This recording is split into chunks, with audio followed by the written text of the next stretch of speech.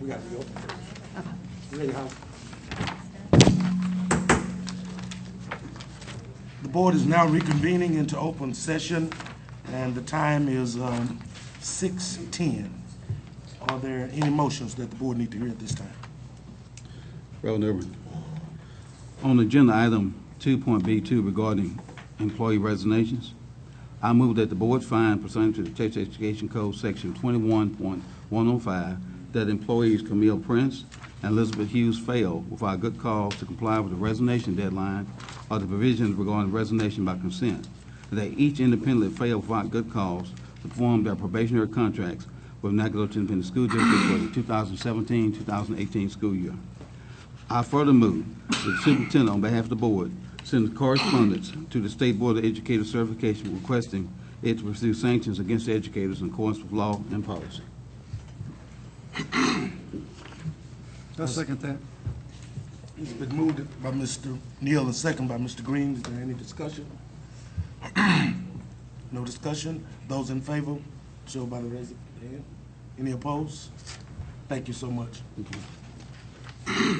Now we'll call on Mr. G.W. Neal to give the invocation at this time. Thank you. Let us assume the position of prayer. Heavenly Father, we come to this evening with thanksgiving. We praise you for all that you've done for us. Thank you, dear Lord, for activities of today. And Father, we ask you to continue to bless the families of the hurricanes. And we realize, dear Lord, that you will strengthen them and encourage them as they move through this situation. Father, we ask that you bless this board tonight as we work to make decisions that are so important and focus on what's best for kids. We ask these blessings in your name we pray. Amen. Amen. We're so proud of TJR Elementary School and Ms. Paula Harshberger. And we're going to ask her to come now and introduce the elementary students that will lead us in our pledge tonight for the flags. Again, congratulations. Thank you. Which one is he? Y'all can come around here. Go by the steps. Come in front of the steps and down this way. One just waved at me. Or on top of the steps. Perfect. And then this one right here. Good evening, President Irvin, Mrs. Dowdy, board members. We're so happy to be here tonight. At TJR, our theme this year is TJR is in the house, because we've started a new positive behavior system on our campus, and it's built on a house system, kind of like you might see in Harry Potter. And so we have kids that are sorted into 4 different houses, and they represent our 4 success initiatives, which are safety, truth, respect, and responsibility. But we mixed it up a little bit, and we did it all in a different language. So we have the House of Aman, which is safety, and it is a Somali language. Then we have Onesto, which is truth, which is Italian. We have Kuleana, which is Hawaiian for responsibility. And then we have Respetuoso, which is Spanish for respect. And so the kids are I'm going to turn it over to Mrs. Goff, our GT coordinator, and the kids are going to introduce themselves, say what house they're in, and tell you their motto. Thank you for having us. We're excited. We're the first school for the new year. So we're going to start on that end, and we're going to introduce themselves. My name's Addison. I'm Christopher. And we're from the House of Mom. Stop, sing, act. I'm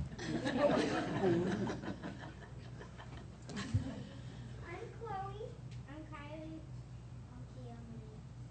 And we're from the House of Kuleana. Sunday. I'm Taylor. We're going to respect yourself all day, every day, 24/7. And we didn't have a representative from Onesto, but Onesto's motto is truth. Okay. Let's go. We're going to take a second to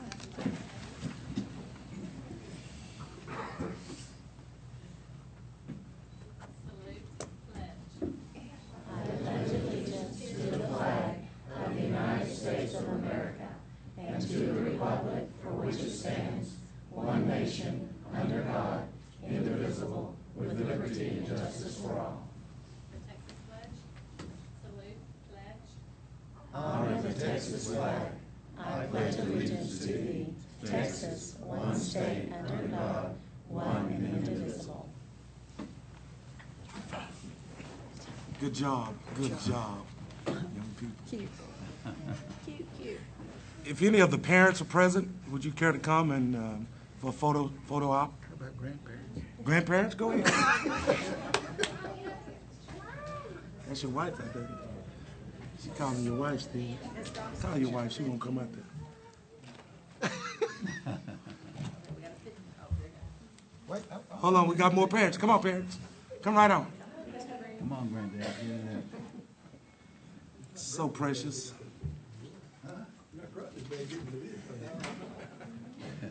Thank you for coming. Yeah.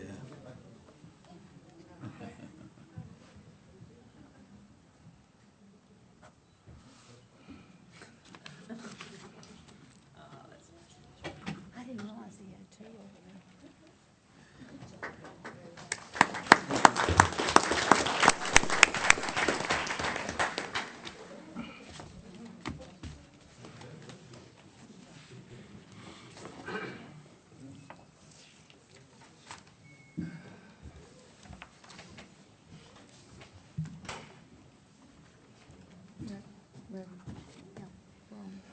Okay.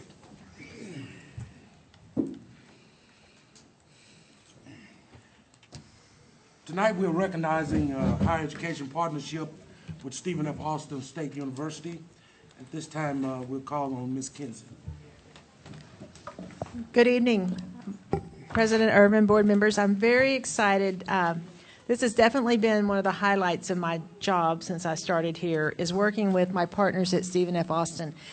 This partnership really does help our high-achieving students achieve even more, and it's been really wonderful. I'm going to tell you a little bit about each one, and then I'm going to ask them as a group to come up. And Ms. Autry, will you come up and also help me with these? So I want to start with the STEM program. Did Dr. Redfield? Hi, I see you.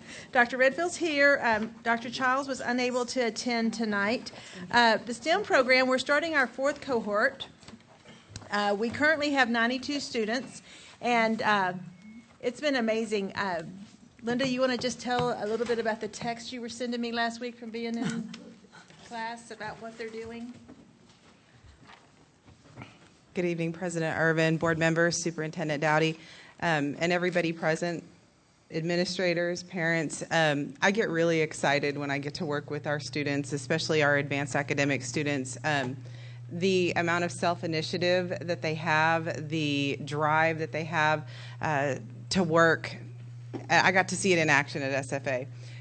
We got to go and observe some labs, and I was substituting for a teacher whose child was ill, and I got to sit in a chemistry lab with our students with Professor Emeritus, Dr. Moore, who was tremendous with the students, and the things that they did and how excited they were about their learning just really touched my heart, and I couldn't stop texting Miss Kinsey.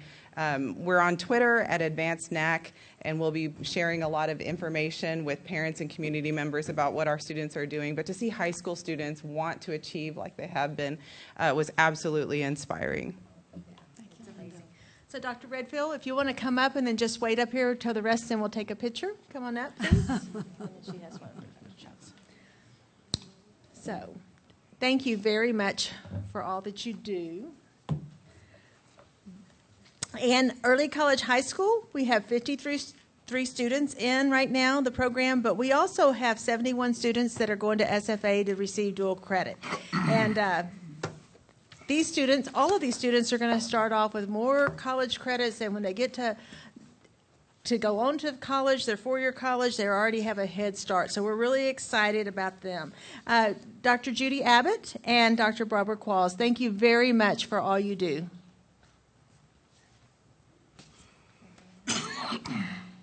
And I have one more partner from SFA I want to introduce. Is Dr. James Ewing. This summer, Dr. Ewing provided professional development to school districts all around Nacogdoches. And we were invited, and our teachers came away with how to work with our English language learners in math. But he brought even more than that. He talks about poverty and kids and how we reach those kids. And even today, it was sort of interesting. I was working with teachers at Fredonia, and one of the teachers at Fredonia said, "Remember what we learned this summer from Dr. Ewing?" And it was like, oh, that's what you always want to hear. That shows you that the professional development you get is that. And he's actually offering it again this weekend, so we have a few teachers signed up to go on Saturday. So Dr. Ewan, if you'll come up. And board members, I'd like to ask you to come down, and we're going to take a picture. And Dr. O'Gwen, will you join us for the picture? Thank you very much. And we're going to come right up here and take a picture.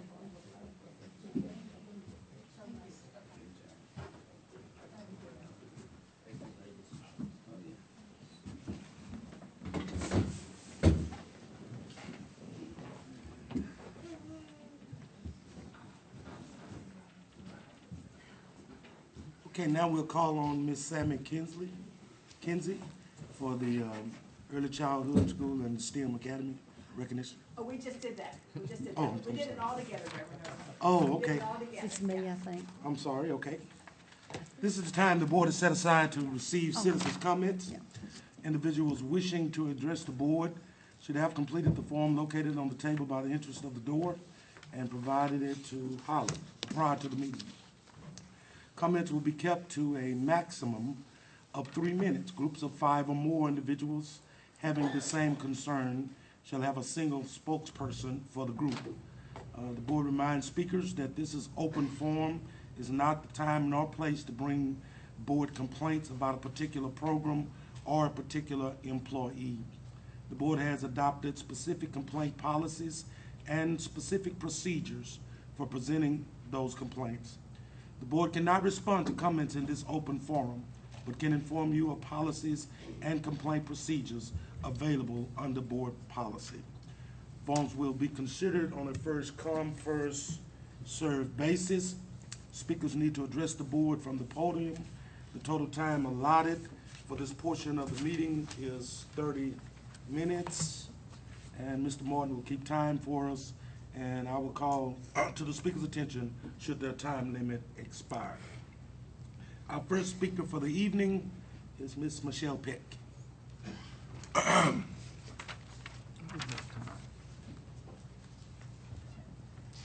Good evening, President Irvin, board members, and Superintendent Dowdy.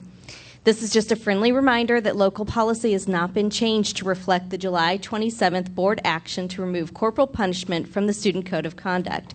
That policy discussion was missing from the regular meeting agenda in August, and it's not on today's agenda. I look forward to this amendment, which will close the door on the dark period of district history that included corporal punishment. I'm eager to hear a report about paying back Nacogdoches ISD for the $9,850 loan to paint a logo on the water tower near Mike Moses. Many student groups are seeking donations at this time of year, and it's unfortunate that they're competing against a board member's personal fundraising project at this time. I attended part of Tuesday's board workshop.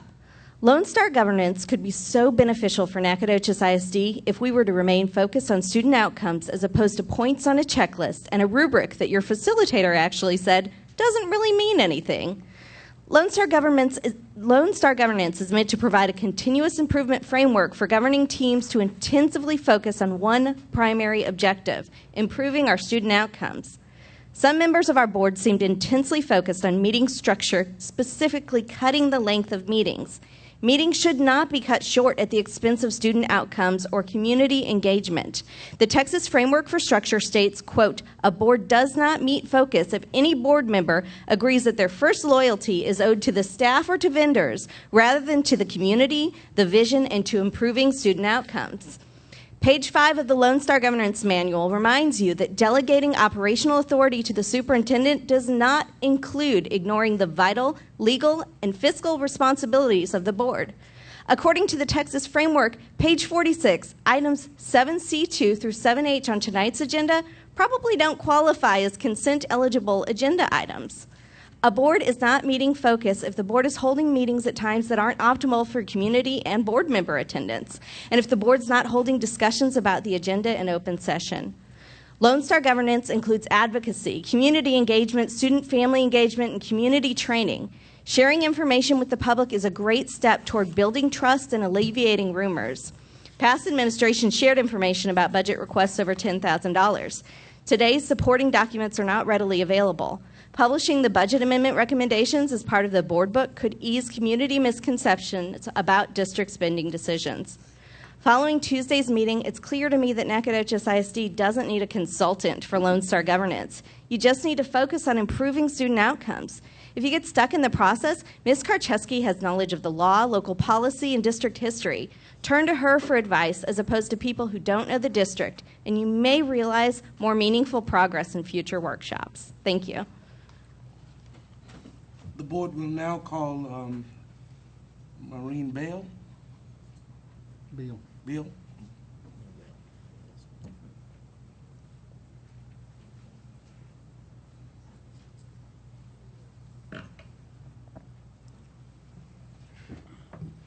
Good evening, President Irvin, board members, and Superintendent Dowdy. My name is Marin Beal. I have lived in Nacogdoches for 9 years and attended Regay Elementary, Mike Moses Middle School, and Nacogdoches High School, where I will graduate in the class of 2018 this spring. Although we may seem like newcomers, my family and I are deeply invested in Nacogdoches, remaining constantly involved in the school district, the SFA community, and the general public. We love and care about this town, and we are here to stay. During my time at NAC High, I have actively participated in the Golden Dragon Band, the award-winning Model United Nations Program, National Honor Society, in which I was recently elected president of, and several other clubs. I love participating in and helping to lead these organizations because they keep me involved in the school, offering ways for me to better know the NHS administration and my peers. The years I have spent at Nacogdoches High School have been full of enriching experiences and supportive relationships with both my teachers and my fellow students. I truly love Nacogdoches High School, and the people I've come to know there have made me care deeply about the school and its future. Because of my investment in NAC High, I feel that what I'm sharing holds value.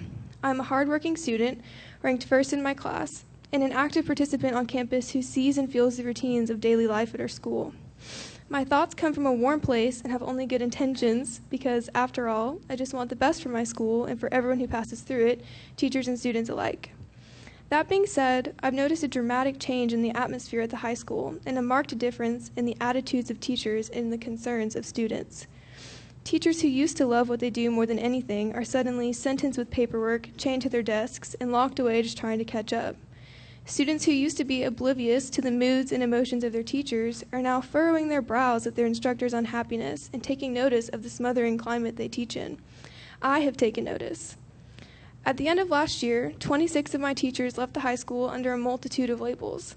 That is 1/3 of the teachers employed at Nacogdoches High School. 1/3 of my teachers cannot take another year under the crushing stress or bear to breathe any more of the suffocating atmosphere at NHS. Many of these teachers have taught me over the years and sponsored the clubs I know and love to this day. I cannot tell you exactly what happened to make it this way, but I can tell you what's wrong. There's no trust. Teachers are not trusted to do their jobs the way they know is best, but instead are micromanaged beyond belief and drowned in paperwork. Students are not trusted to take care of themselves and their work the way they know is best, but instead are watched over and crammed into uniform molds. I believe that we deserve better. If and when trust is restored between administration and teachers and students, Nacogdoches High School will be a much better place to work and learn.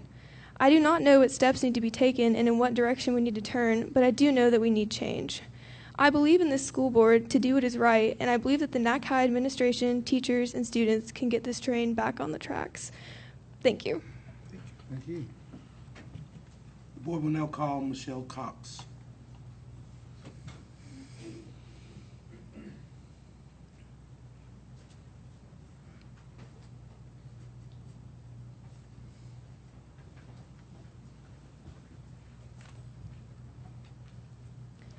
Good evening, President, Superintendent, and board members. My name is Michelle Cox.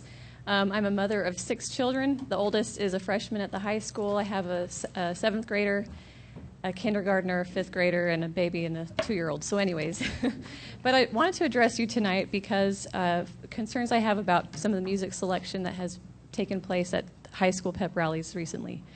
I will share 2 startling true stories and then provide some research gathered by the American Academy of Pediatrics, which I've included for you. First of all, a very close friend of mine named Jean Cook, who is an elder in my church and has traveled extensively for decades on church assignments, happened to sit next to Mick Jagger of the Rolling Stones back in the 1980s. And I have verified this story with Mr. Cook. He's a close friend of mine and my parents. Elder Cook asked Mick Jagger what impact he thought his music had on young people. Mick Jagger's exact words in response were, "Our music is calculated to drive the kids to sex." And then he hurried to add that it wasn't his fault what they did, he was just making a lot of money. The second story is a personal tragedy. On August 8th of 1999, my older brother, Brian, ended his life after 8 years of debilitating depression. The autopsy report showed that there was not any alcohol or drugs in his system, but recorded that he had been found with earphones still in his ears and connected to his Walkman. The mixtape was familiar to us. Dark, hardcore heavy metal music was playing. The kind that is known for its violent messages, including those of suicide, hatred toward women and homosexuals, drug abuse, and anarchy. Brian had begun listening to this kind of music as a teenager in high school, and the music's level of violence and his depression progressed in tandem. As the American Academy of Pediatrics warns, a number of studies have demonstrated that there is a relationship between music and emotions. Lyrics of some genres, such as rock, heavy metal, rap, and others, have been found to revolve around topics such as sexual promiscuity, death, homicide, suicide, and substance abuse. Heavy metal music and some rock music have been associated with an increased risk of suicide. The Academy also explains that the preference for heavy metal music, rap, and associated genres among adolescents must alert us to an increased vulnerability and tendency toward risky behaviors. I provided some of the lyrics. I'm sorry to offend you with these words that have been that I have recorded or printed for you, but they are the words of a popular song by Rihanna that was reportedly played at the second high school pep rally.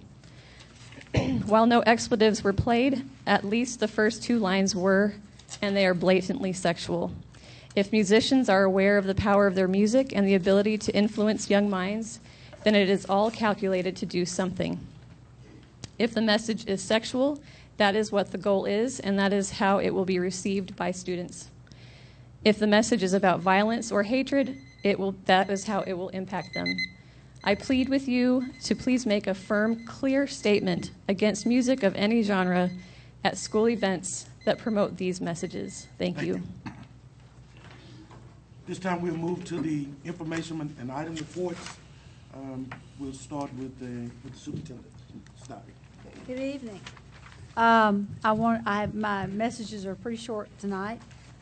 First of all, I want to thank, I don't know if our social workers are in the audience anywhere, but Ruby, Ramon, and Lauren Seha, are you out there in the audience anywhere?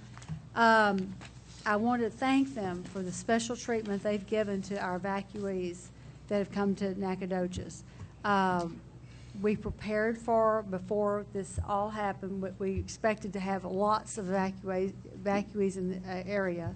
They ended up in I believe our expo center and recreational center, as well as several hotels here in town. And so we've had a plan in place, and those 2 ladies alone have pretty much taken care of all the business. They helped with clothing and materials and resources to those evacuees and worked the centers and the hotels as much as possible. They have brought information to us as we had planned for students that are families that wanted to enroll their students to our schools. We've had knew exactly where we were going to place the students so it would not overcrowd the campuses. And we've provided transportation. They were able to coordinate, and they've for the transportation for the students, getting them clothing when they were here, uniforms or whatever they needed in the way of resources so they could start school again in this tragic event. So I wanted to thank them for their special help, and to the principals and teachers and everyone out there that has made that successful for our students coming into on such a sad situation. So they've done a great job. Enrollment this year. We are certainly at this time sitting at around 6,340 students as of today. Last year at this same time was 6,417, so we're down about 77 students from this same date. We're up in secondary schools, middle schools, and high school. We're down in the elementary grades. So we're watching that very carefully, and to get around our snapshot date on October the 30th, the last weekend in October. We're continuing to increase enrollment every day, so we've not really lost students, we're just slowly increasing. We're also watching the number of students in classrooms. We were able to roll forward the figures last year and did a very good job on staffing appropriately according to the numbers that we rolled forward, so we didn't have a lot of movement with teachers. However, we have a couple classes in the district, such as Fredonia has one class that's over with 23, and the fourth grade, I believe, yeah, in the fourth grade, and then one class in the third grade over for, with a 23. So we're over by one student in each one of those. And then we have at Regay, we have in the second grade, we have one class sitting at 21, one at 23, and one at 24, one at 22, and one at 22. So they're definitely filled in those grade levels. And then the rest seem to be okay. So we are going to address those. Pre-K at Carpenter needs to be reduced. We just had 2 bilingual classes that had 30 in each, and we hired a third bilingual teacher in pre-K to reduce those numbers. And the other classes, we feel like we've got a lot of pre-K kids that showed up this year. So we have, we're looking intensely to find another bilingual, not bilingual, but a regular pre-K teacher to hire at Carpenter so that we can reduce the numbers in those grade levels. We have added aides to all the classrooms, pre-K, as well as the kindergarten students, classrooms this year, so they're getting assistance there. Plus, we're adding subs until we get to help in the classrooms until we get the additional kindergarten pre-K teacher to reduce the numbers. Rezoning and reconfiguration. I sent to the board in your packet. The committee has looked at the rezoning reconfiguration committee has looked at the various plans that we have to put together this year, and this is no easy task.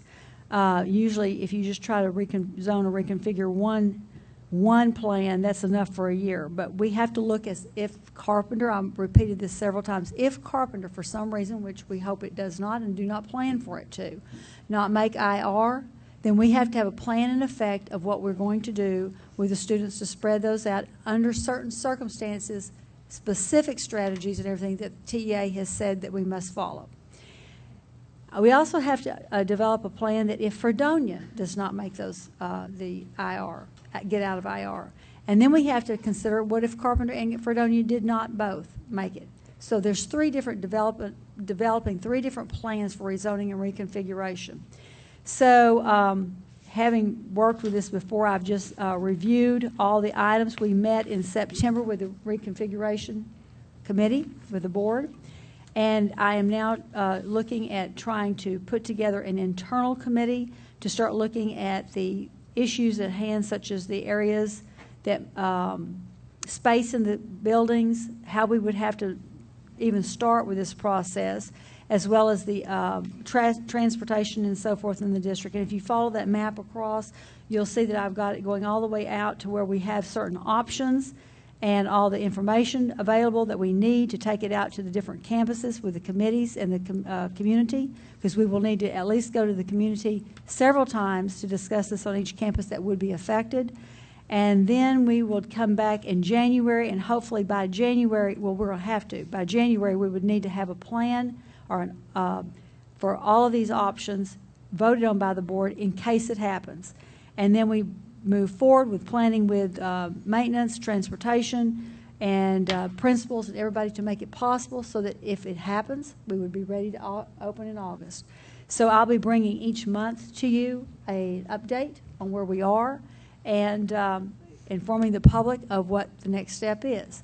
But our goal is that it won't happen. So that's the rezoning and reconfiguration timeline. Also, we want our website, as well as I think it's posted in the district. Is Evelyn? Evelyn, are you out there? Going to stand up a second and talk about? We have a great Fiesta, Bilingual Education Department, put on the Fiesta Cultural Celebration coming up on Thursday, September 28th. Time 5 p.m. in the Festival Park. Say something about that. Well, we are really excited that NISD for the first time is actually going to host the first cultural celebration as our percentages in our district.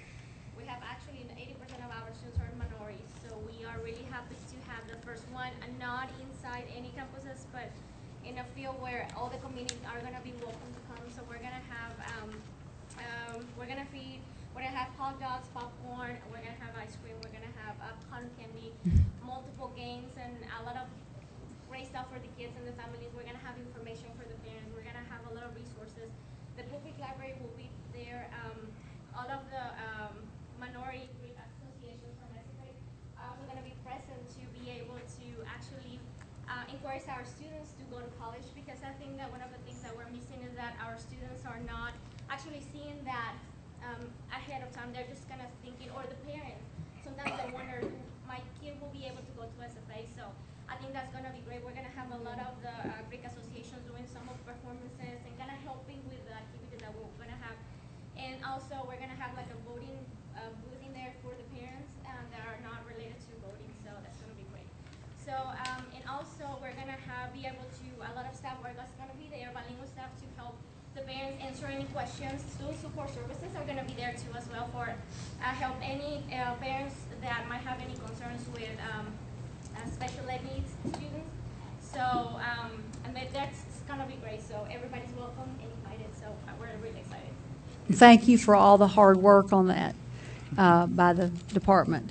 The last thing is open houses have been occurring, are still occurring through next week, I believe. Check the website for the dates of each campus, and they have been fantastic. I really appreciate all the work that the campus principals and staff have done to make those successful for our parents. Okay? Thank you. Okay. Now we'll call on Dr. O'Quinn for the Nacogdoches High School credit review.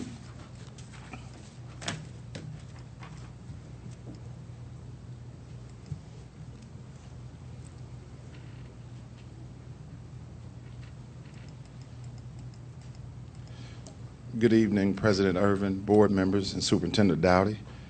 I'm here to conduct the Nacogdoches High School credit review.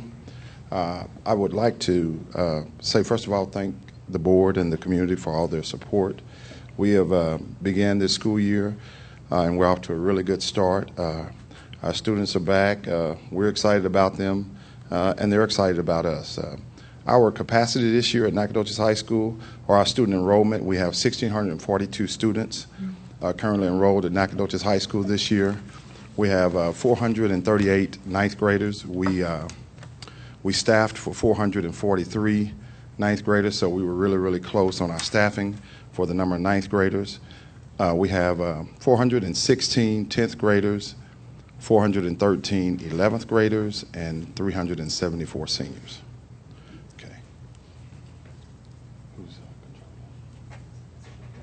Oh, it is? Okay. Okay. All right.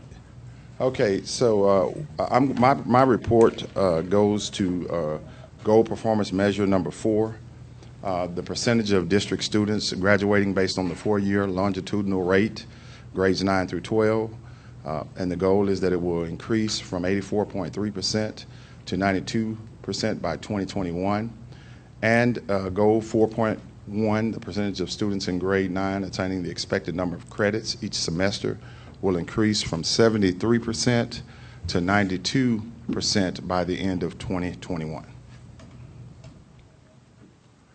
So as the first slide that I wanted to go over, I initially talked about our current enrollment, but our enrollment last year for students who were in the ninth grade ended at 463 at the end of the 2016-2017 school year, and of that 463, 427 of those students attained or required the correct amount of credits to advance. Now, if you earn 5 credits or more, then you're considered to be able to advance to the next grade level. And so we feel like that was a really good number. Of those who did not advance, there was a total of 36. And 19 of those students have remained on our campus. We used a cut line of approximately, they had to have at least 3.5 credits to remain. If they were a freshman last year, they needed 3.5 credits to remain, because we have a plan where we can put them in credit recovery and they have an opportunity to earn at least a credit and a half to get to 5, hopefully by the end of the first semester. Plus, we would put them back in any of the classes that we could place them back where they can earn those credits. And so all the students who were 3.5 and above, they stayed. So we kept 19 of those, and then the ones who fell below 3.5, which were 3 or less, we recommended that they go to Malcolm Reckner Technical High School to have an opportunity to catch up with their cohort. And so when you look at those numbers, 427 out of 463 students, so far we are meeting the standard. We're at 92.2%. We hope for that number to rise as we move forward. Okay, how we're going to address some of the issues that we have with some of our students, especially our students, a lot of our students who did not gain the prerequisite number of credits. They also had issues on end of course exam. Okay, we have some issues in certain areas at Nacogdoches High School when it comes to end of course exam, and one of the main ones is English 1 and English 2. We have approximately 500 students who still need to pass the English 1 and English 2 end of course exam.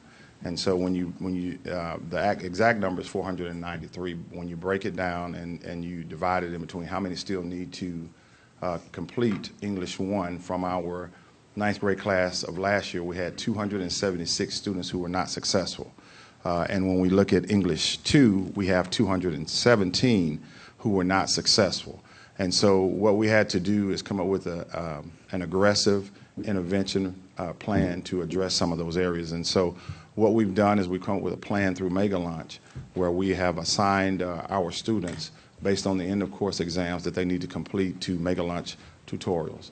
And those students are assigned in English 4 days a week.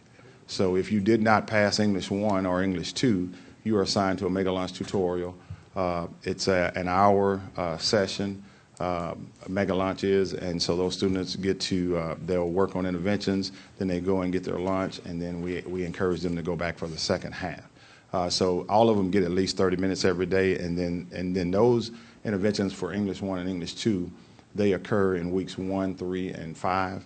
And the reason is we wanted to give, in a 6 weeks period, we wanted to give English, the priority because we have the largest number of students who need to be successful.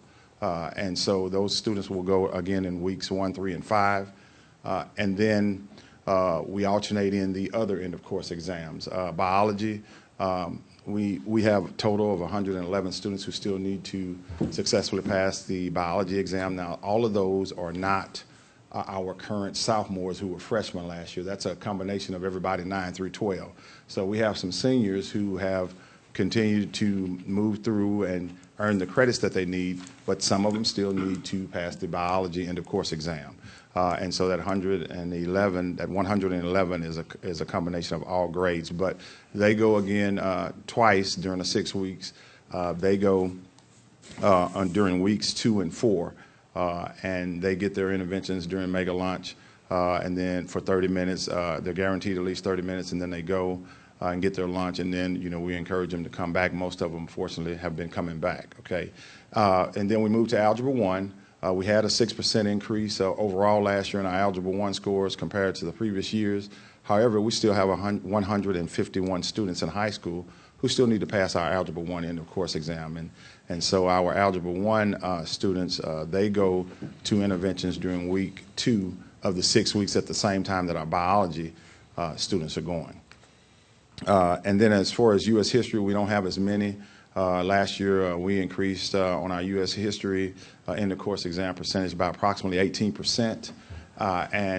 So we were really successful on that, but we still between 11th and 12th graders because we didn't have any freshmen or sophomores who took the U.S. history in the course exam, but we still have 47, seniors who still need to take the end of course exam, and they go to make a lunch interventions during week 6.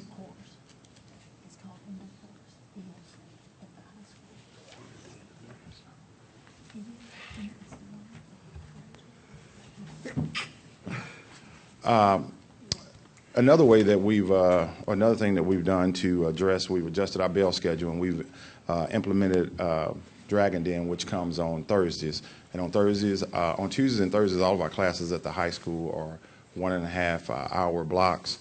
And the purpose of those are for us to teach a traditional 50-minute lesson. And then we encourage our teachers to plan an additional 40 minutes of enrichment and reinforcement activities so that we are making sure that we address all of our students' learning needs. Most of the times when you teach, you're only addressing the auditory and visual learning styles.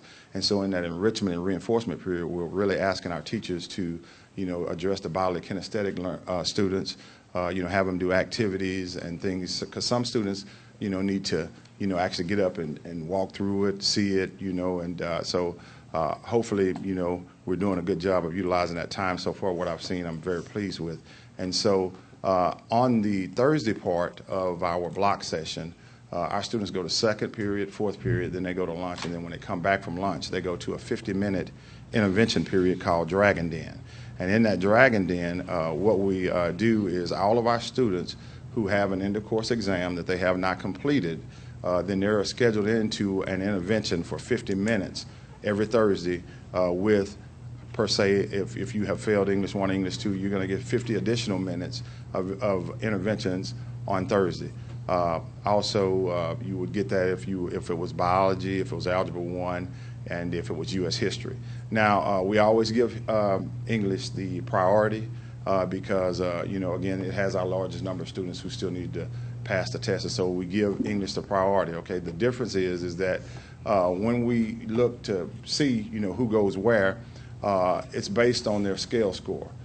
If they're closer to passing the biology end-of-course exam than they are, say, the U.S. history end-of-course exam, then we schedule them into a biology Dragon Den intervention because their scale score is closer.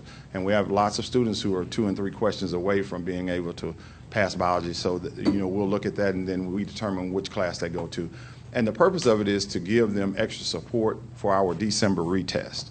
And, the interesting part is that we're still serving the same amount of students during this 1 hour intervention period that is on Thursday. So all of the students that we serve, during those mega lunch tutorials, we come back and we get them again on Thursday.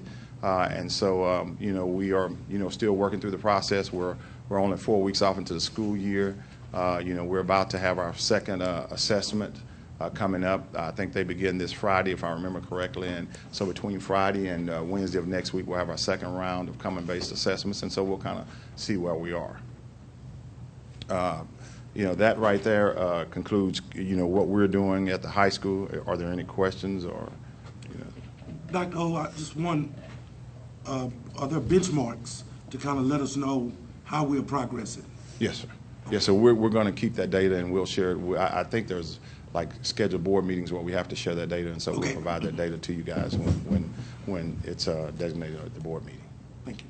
Just real quick, if a kid passed everything, what are they doing during that mega lunch? Well, it depends on, during mega lunch, they're doing whatever they want to if they passed everything, so they don't have anywhere. If you're thinking about Dragon Den, which is... You're rewarded if you pass everything, you kind of get a free... Well, if you're passing everything, you don't have to go to interventions, but you have the option to go to tutorials during mega lunch. Okay.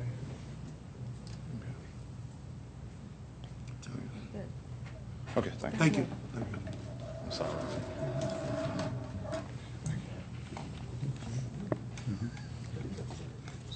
Okay, Ms. Kinsey, Oh, Malcolm Rector, Technical High School. Dr. O's got to bring me back the clicker, though. That's okay.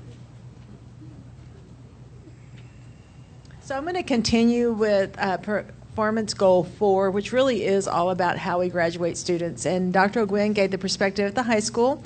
And then we have our alternative high school, Malcolm Rector High School, that is a great, great resource for students who might not graduate.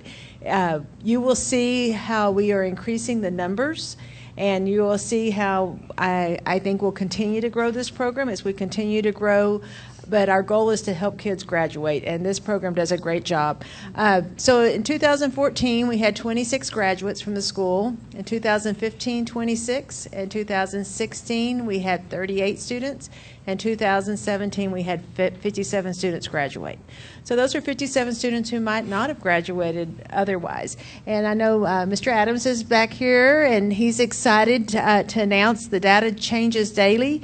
We have graduated 2 students since school started, and we have 2 more that are almost really close to graduating. They get finished today? No? Okay. But then compared to last year, at this time of the year, we only had 23 course completions, and we already have 96 course completions right now today. So every little step is a success for these students. Many of them need to get course completion, but they also need end of course to pass their STAR into course also. So last year, total, we had 1,166 course completions, and students received 583 credits. We currently have 100 students enrolled, and I think this will be a fluid number that changes throughout the year as these students graduate.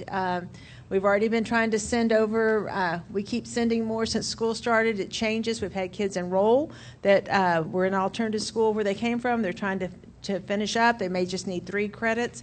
So we'll get those students in, we'll get them graduated, and then at midterm, Dr. O'Gwen will be reviewing the credits again at the high school to capture the kids who are really falling behind, and we'll see if we can get them a place over there to get focused.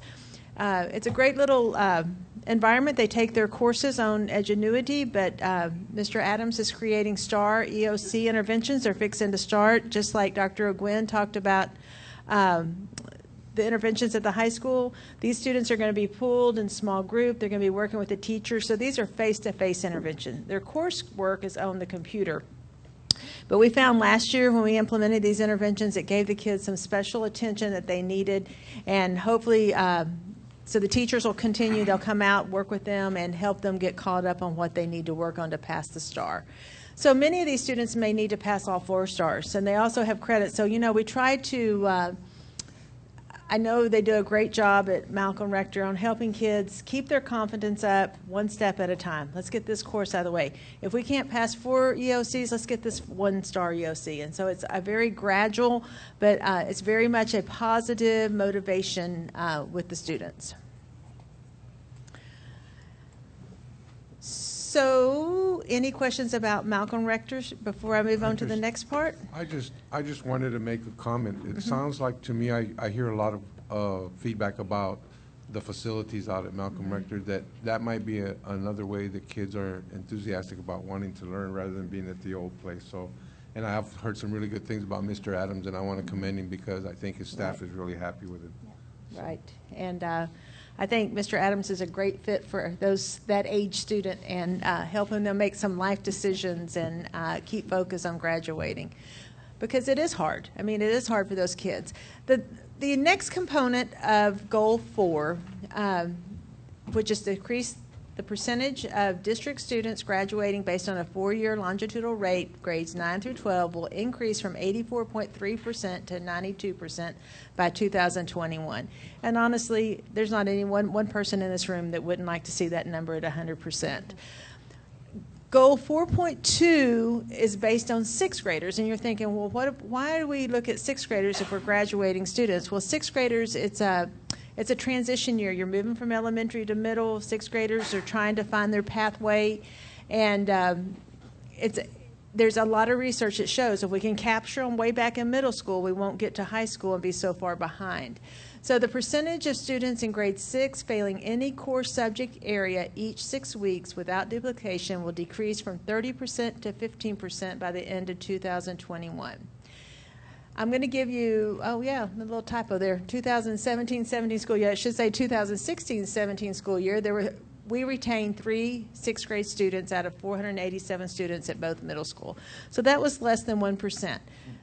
To get to that point, a lot of hard work goes into place. And so I want to talk about the work that the middle schools do to help those students stay on target. So last year was the first year we were able to, we've previously offered 8th grade STAR summer school to help students pass the 8th grade STAR test. That's what's mandated by the state. We hadn't been offering 6th and 7th grade summer school. And so last year we were able to implement both 2 7th grade classes and 1 6th grade. But the numbers you see up there, we had 13 students who 11 of those 13 successfully completed the remediation program to give them credit to move on to 7th grade. The 2 students that didn't, for one reason or another, they weren't in attendance, and so they were unable to, and they're being retained. So that's a pretty good number, but a lot of work goes into keeping retention down. So both middle schools use an advisory intervention period to help with the remediation. They're helping kids keep up with their work. They're looking at STAR tests. It gives them a little extra time to focus, just like the Dragon Den at the high school. We've also, we implemented Read 180 last year with 60 students at each middle school. This year we've opened that up to 75 at each school. That's helping students who are several years behind in reading get caught up on their reading skills. This year, Moses Middle School Reading Specialist is focusing on 6th graders. And then we have an after-school tutoring and Saturday school that are being used also to help kids keep on target. So I know at the middle schools, they're changing their interventions quite often to, if one doesn't work, another one will work. Mr. Autry was telling me this weekend at Moses, they have their first Saturday school. It's not Saturday school, Saturday, what do you call it, tutoring? Opportunity. Tutorials. And we have opportunity. And we have high school students coming to tutor that are going to get their community service hours. So those kids are going to get, I think that's an exciting model because you know what, kids learn well from other kids. And what a great opportunity to build our leadership skills out of our high school and work with kids. So I'm excited. And, you know, in the past when I've worked with kids in Saturday, it's just a different atmosphere. And sometimes they step up when they don't during the week. So we're excited to hear that. Is that Saturday opportunity mandatory or by choice? Mr. Autry? It is strongly suggested. Yeah, Mr. Autry actually told me they often try to get them to stay for tutorials from 4 to 4:30 so that they can catch up. But when it doesn't, then the Saturday invitation becomes pretty, goes home to mom and dad, I imagine. I understand. Yeah. Okay. Thank you very much. Thank you, Sammy, They used to have Saturday Dr. Gwen, opportunity. and James, and all of you. Thank you. Great work. Now we'll call on Mr. Gray Burton for the E3 lighting proposal. Thank you, President Urban, Ms. Dowdy, board members. We have tonight, I'm not going to do this presentation for you, thank goodness. Jared McCurley with E3 is here. They are a energy conservation group that goes through and checks to see where we might have some savings. We had talked to them. They had come down actually on the 30th of August to visit with our facilities committee and gave us their findings. What we asked them to do was look specifically at our lighting and what we could do with our lighting in the classroom, in hallways. We didn't touch air conditioners or anything like that. We wanted to know if we were to switch to a more efficient light bulb, preferably an LED, what would that look like for our district? So I believe on August 30th, their president was here, was Cliff Weaver, but Jared had been working and kind of spearheads all of that. Problem is Jared lives in Houston, and his house was underwater when we had the first meeting, so he's still not at home, but he thinks he'll get back there in a few months maybe. But we're glad he was okay, but he could come tonight, and he's going to do that presentation. So, Jared, take it away. Thank you very much. So, yes, Jared McCurley. Also, my TASB counterpart is Kenneth Fitz. He's sitting here as well. And I will say, as a fellow Houston evacuee, really, really appreciate hearing that you guys, Nacogdoches, has been helping out other Houston evacuees. I keep telling everybody that the real story of Hurricane Harvey is the love and support that we've gotten throughout the city, but really the amount of people throughout the state. have been giving us. So anyways, thank you to them. It's just great to hear that Nacogdoches is just one more group that's helping all of us. So here's my clicker. We administer a TASB program. So this is a TASB program. Ultimately, if you are working with my company, you are working through a TASB program. We call it the Efficient Buildings Program. We do a number of different things, but as Mr. Burton said, in particular for you, we were looking at your LED lights. I've only got about 7 slides here. I hope I won't bore you. The point of what or why we're looking at LEDs is because there's really every decision you make is based around 2 different things for the most part.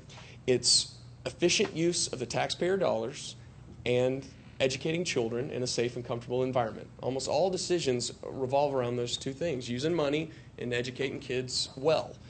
So you have to have buildings, you have to have lights, and this is just one way that you're hopefully going to be able to use the taxpayer dollars more efficiently, and it's going to increase or improve the environment.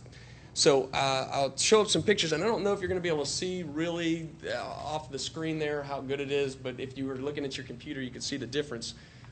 There we go. So this is the standard high school gym. Actually, this is Big Sandy's high school gym. This is the same technology that you guys have. Those are called metal halides. So this is similar to what you're doing now. We changed those out with LED lights, and you can see the difference just from the camera.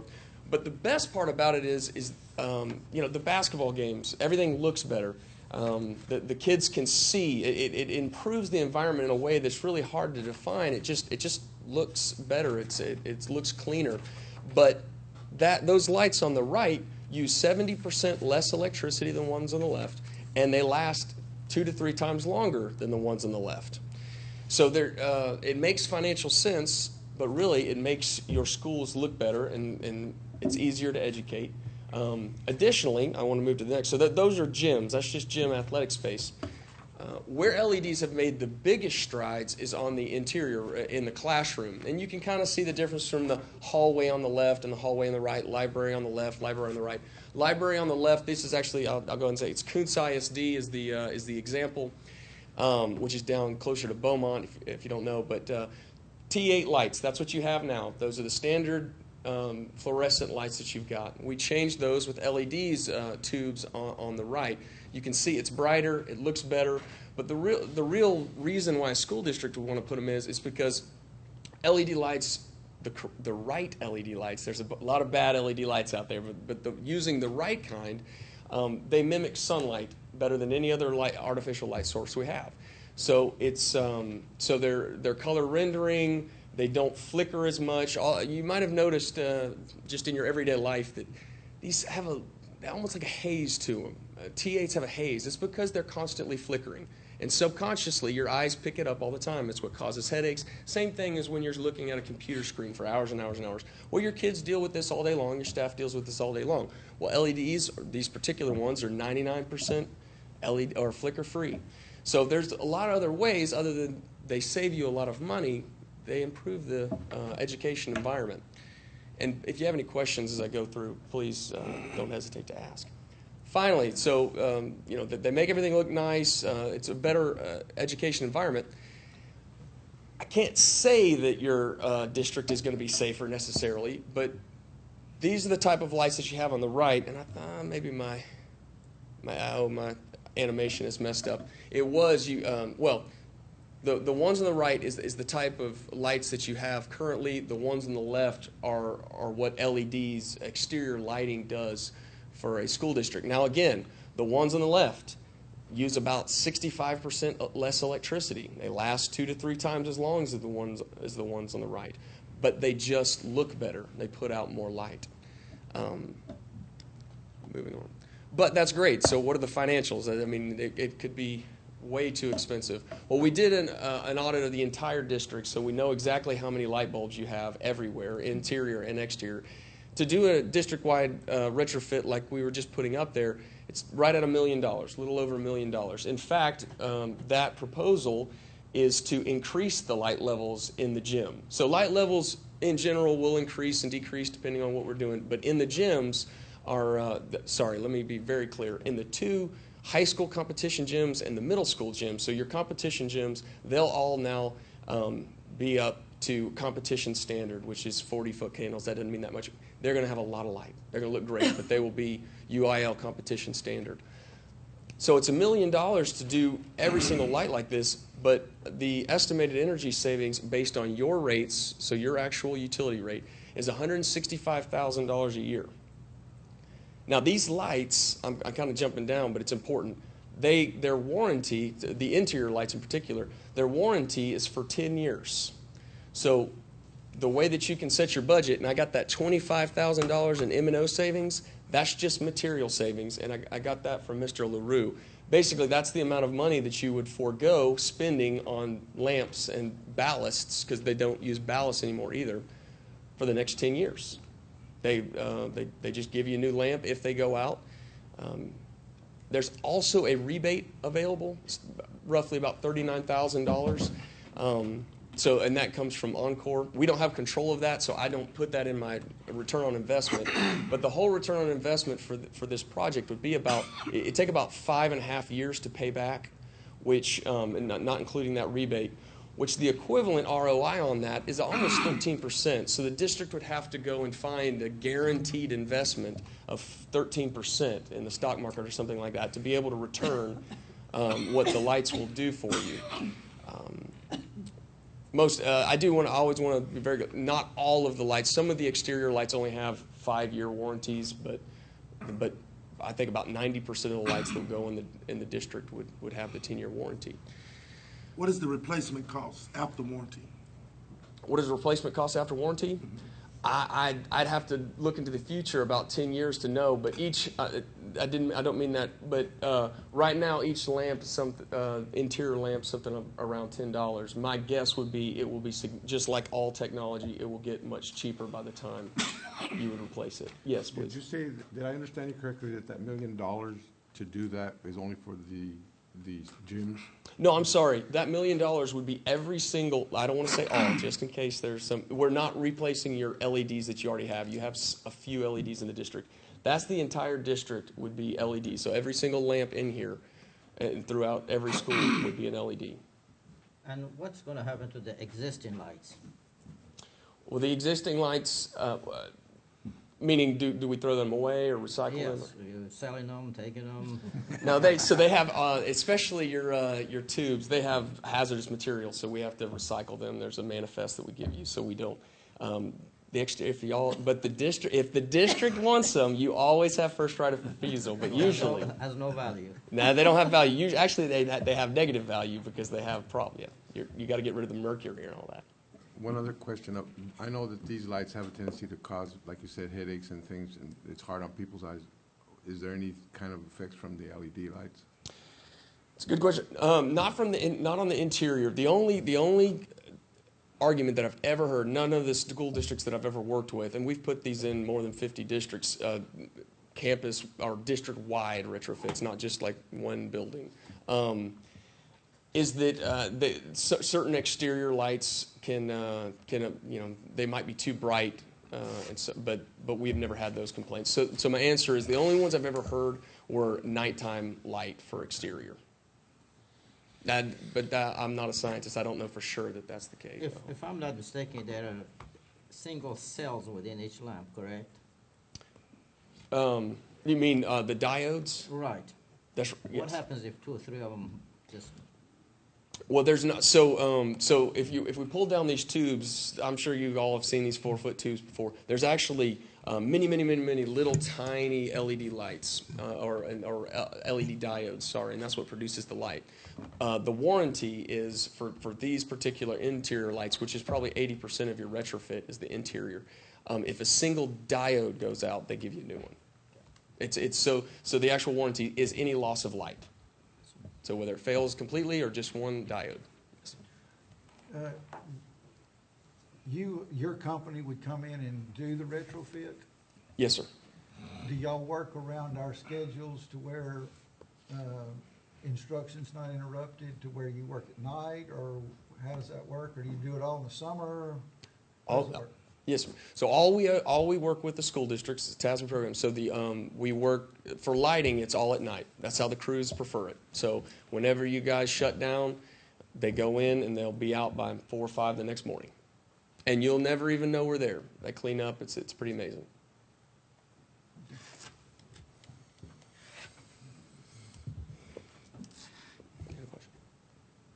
Okay.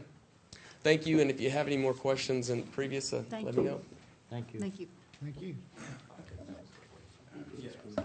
Oh, I did one more thing. I apologize. I wanted to skip ahead. So references, if you need references, we've done work all over the state. So we look forward to working with you. Thank you.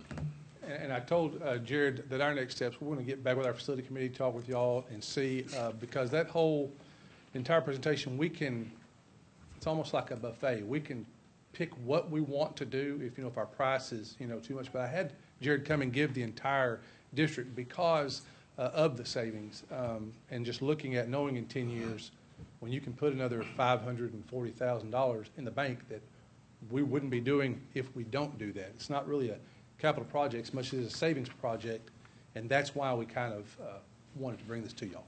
But Thanks, Greg. All right, now we'll move to the consent agenda. Unless removed from the consent agenda, all items listed will be acted on with one motion. If there's a board member who wishes to discuss an item on the consent agenda separately, please indicate the agenda letter, and it will be set aside for further discussion and a separate vote. Board, I need to pull item F. We withdraw it because we did not have the progress measures ready for tonight. Okay. We need to work on those in October. Okay. I don't know which letter it is. I would like to pull superintendent's evaluation instruments for open discussion.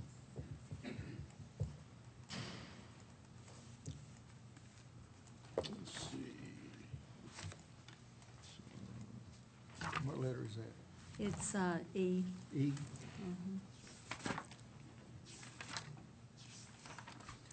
Page 51. Can I make a motion?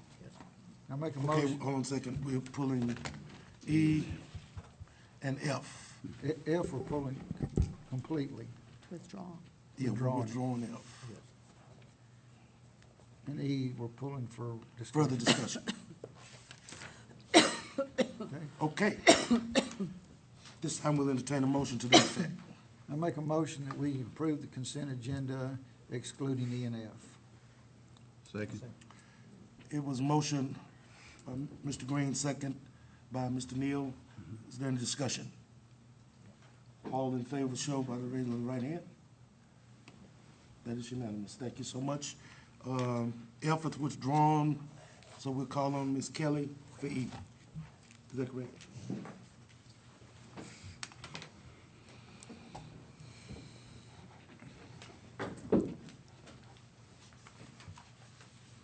Good evening, Dr. Irvin, members of the board, Ms. Dowdy.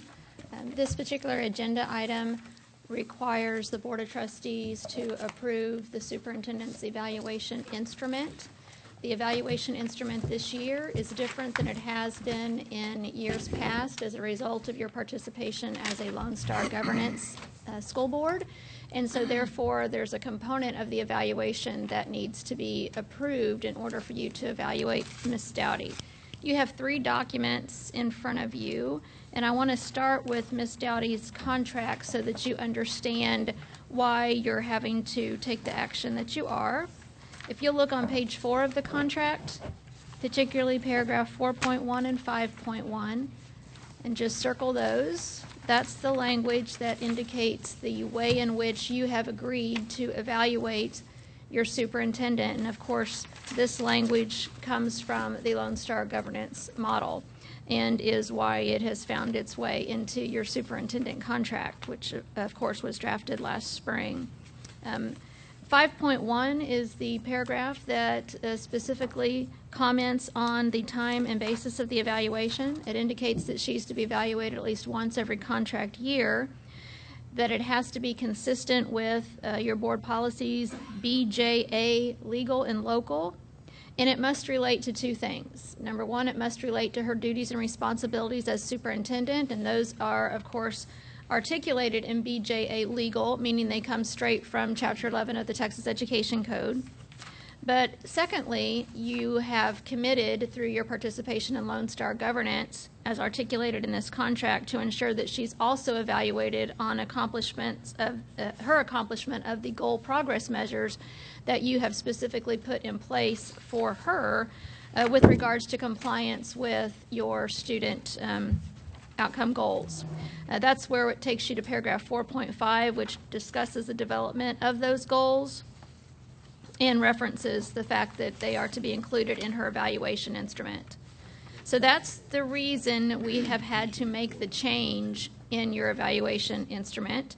The second document is a TASB document, and that is the standard form that this board has utilized at the recommendation of TASB, and the majority of districts across the state also uses it, and it pertains to the actual duties and responsibilities as they are articulated in the Texas Education Code. And so this is not new. You are not required to re-adopt this. You already have adopted this instrument. I'm referring to it as Part 2 of the evaluation process.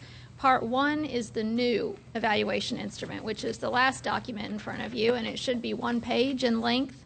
And it is actually titled Superintendent Evaluation Instrument, Part 1, Goal Performance Measures 2017-18. And it explains again that the language at the top from policy that addresses the rationale for evaluating your superintendent on an annual basis and the purpose for it. And then the actual document itself provides for, if you flip on the back, your 4 goals and then your goal progress measures as the board identified those and approved those over the summer. You have, if you'll recall, articulated a plan of action that spans through the completion of the 2021 school year, and then you divided up those goals and made specific goal progress measures for where you wanted to see the district at the conclusion of each year prior to 2021. And so those goal progress measures 1.1, 2.1, 3.1, and 4.1 that you see here come directly from the numbers that you identified and approved this past summer for Ms. Dowdy. So it shouldn't be anything that you haven't seen before. You've already created these as the goal progress measures for her that pertain specifically to student outcomes. The only thing that's new is the actual performance levels and how you will evaluate her, and what you have in front of you is consistent with the same performance expectations of your campus principals under the T-test evaluation process. So those performance levels will either be distinguished, accomplished, proficient, developing, or not demonstrated. And so you will utilize those levels to provide a score for your superintendent, tally that up, and that will be the completion of that Part 1 of the evaluation. Any questions? Everybody clear? So tonight, Ms. Cortese, we're just approving of the instrument. Correct. You're approving this instrument, and then next week, I believe, is that correct, Ms. Anderson? Is it October 10th? Sorry, October 10th, you will come back and actually conduct the evaluation of the superintendent. Do we have to determine what percentages tonight, what we're going to use it, or we'll use that? You will do that as a part of the actual evaluation instrument. This document itself does not identify what weight you will give Part 1 versus what weight you will give Part 2, nor does the contract. So you'll make that decision as you deliberate her evaluation. Any other questions? I just thought it was important that they heard. Of course. Mr. Anything President, else? Thank you. Ms. Kelly. Ms. Neal. Mr. President, I move that the board approve the superintendent evaluation instrument Part 1 as presented. Second. Okay, it has been moved by Mr. Neal and second by Coach Fasha and Mr. Matoya. Is there any other discussion? All in favor, be show by the elevation of the right hand. Thank you so very much.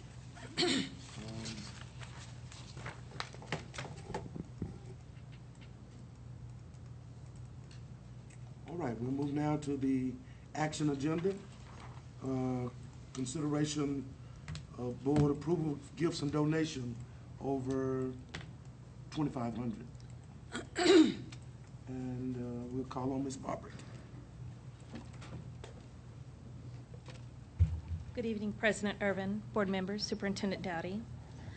Tonight I'm bringing you a donation of $5,000 received from Mike Moses for Mike Moses Middle School to be used through their campus activity account.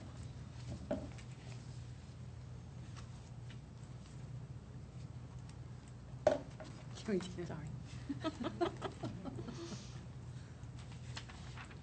That has nothing to do, I was just accidentally hitting it.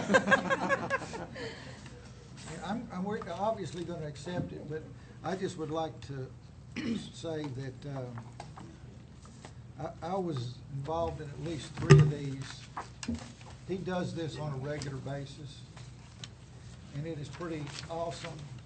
He just drops it in your lap, and there's no strings attached.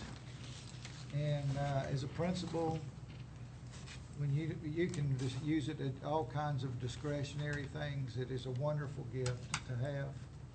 I can tell you, I sent a kid who would have never been able to go otherwise to Japan. That was a low-income student. I was able to send to Japan on an exchange program, just using a portion of that money. So it is a very powerful tool that he gives us. Thank you, Mr. Green. I make a motion that we accept it unconditionally. Can we get a second? Second. Thank you. Second, motion by Mr. Green, second by Coach Farshid. Those in favor, show by the, that is unanimous. Thank you so much. The board will now conduct another executive closed session to discuss items posted on our agenda pursuant to the following provisions of the Texas Open Meeting Act as allowed by the Texas Government Code sections 551.074. No voting will take place in this closed meeting.